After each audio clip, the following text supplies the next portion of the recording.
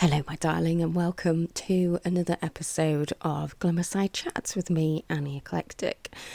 In this episode, it's going to be a little bit different again, and I'm kind of hoping to bring that a little bit more to this space, because the whole point of the changes and the rebrands into Annie Eclectic, I mean, the word eclectic means all sorts of stuff, doesn't it?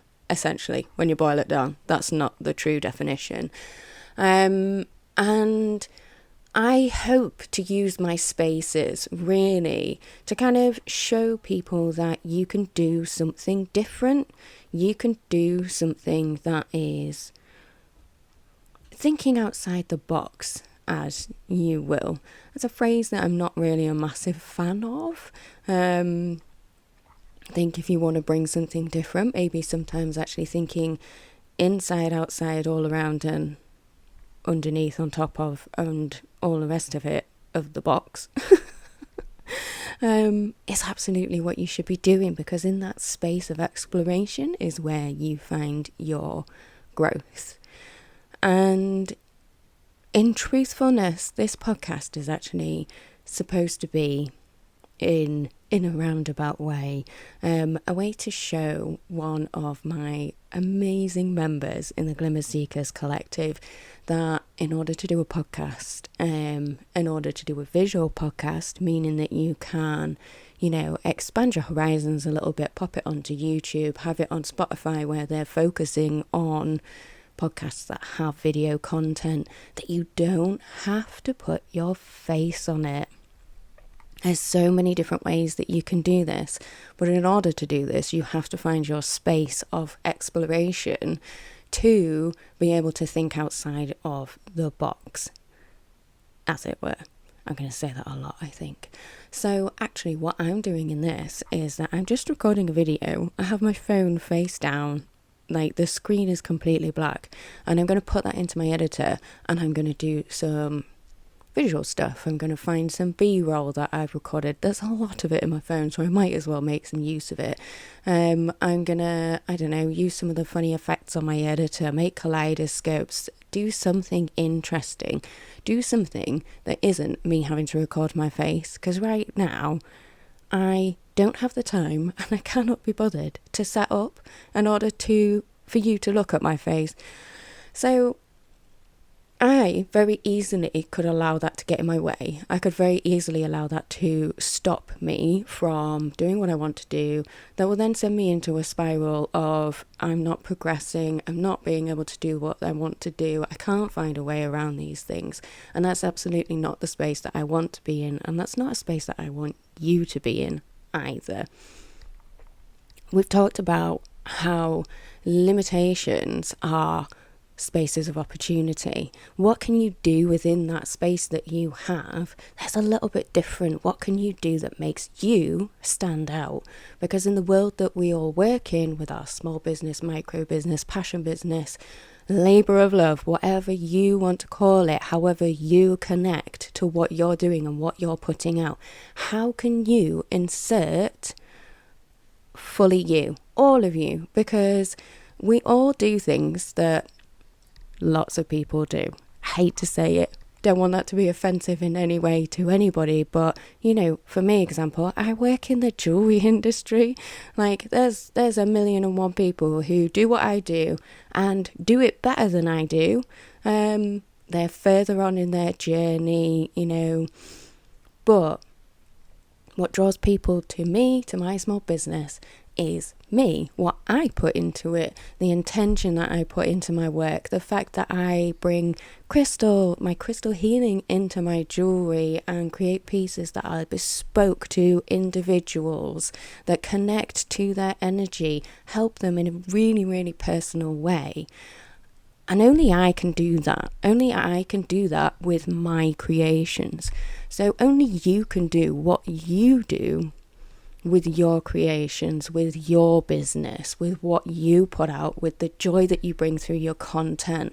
And in doing so, you will draw the people who are meant for you, the people who want to be involved with you and with your fantastic, wonderful, and amazing business. So I think in a really, really long roundabout way, although actually we're only on 5 minutes, which is pretty good for me, what I'm trying to say is don't allow the boundaries to stop you from doing what you want to do. And the minute that you start to find yourself saying, oh, I can't do this because of blah, blah, blah, blah, blah, don't think that. Well, I mean, you can think that. Of course you can think that. But notice that you're thinking it. Take a moment of mindfulness. Take a moment of notice that is something that you're doing, and that's some self-speak that is going on. And please, don't beat yourself up over that. It could be that it's your ego, so a part of yourself that is trying to protect you. So for a very long time, I came up with all sorts of reasons why I couldn't do a podcast, all sorts. And I had to really break through that and break it down. I broke it into really small pieces so that I could then kind of step forward into the brave zone very gently, but deliberately, so that I could then build up my bravery and my courage to actually come up and do this. I mean, the biggest one for me was buying my microphone, and actually that was quite a pivotal moment for me, because I bought one that is colour changing. And actually for me, for my speaking, that's actually become part of my identity. It's part of my courage. It's a prop, and that's okay. That's okay for me to have a prop. There's no problem with that whatsoever. So it might be that there is like a little kind of landmark, milestone, something that you can do on that part of your journey to get you to the next step of the thing that you're feeling some fear around. Remember, fear often comes before the next big thing, the next big part of growth, because it's all unknown. And it's such a natural thing. Like, it's not something to be ashamed of in any way, shape or form. It's a really, really normal way to feel. And I truly, truly believe that by finding that growth space inside a box, you can do it inside a box, that's no problem. Finding that growth space, that is the way for you to actually insert your individuality, your uniqueness, your shine, your passion, what makes you you, and what people love to see coming from you. And your kind of way of thinking within the liminal space, not doing what somebody else has done. You don't need to do what somebody else has done. They've done that.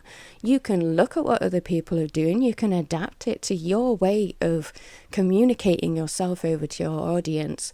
But you don't need to do what somebody else tells you need to do.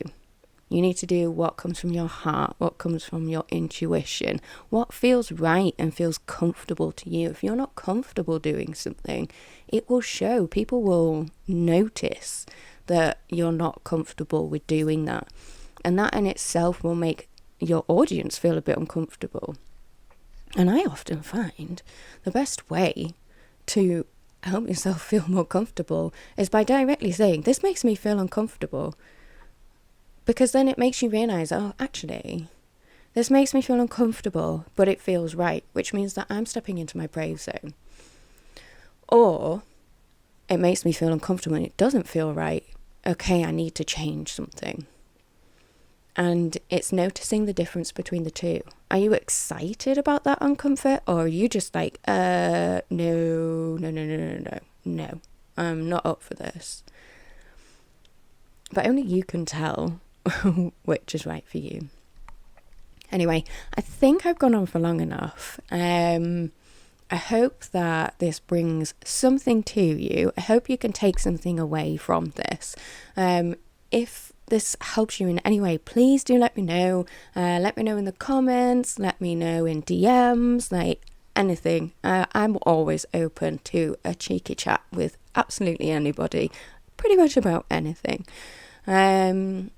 And yeah, remember to notice, and that feeling of fear, that feeling of discomfort, that feeling of, oh, I can't do something, it's just the next step. And you absolutely can do the thing. You just have to think inside, outside, and all around the box to find the way that works best for you, and for you to get your passion across to your community and your tribe. Anyway, with that, I really hope you have a wonderful day. Find your glimmers, love them, hold them, and save them for later. And I will catch you in the next episode of Glimmerside Chats. Okay, guys, bye.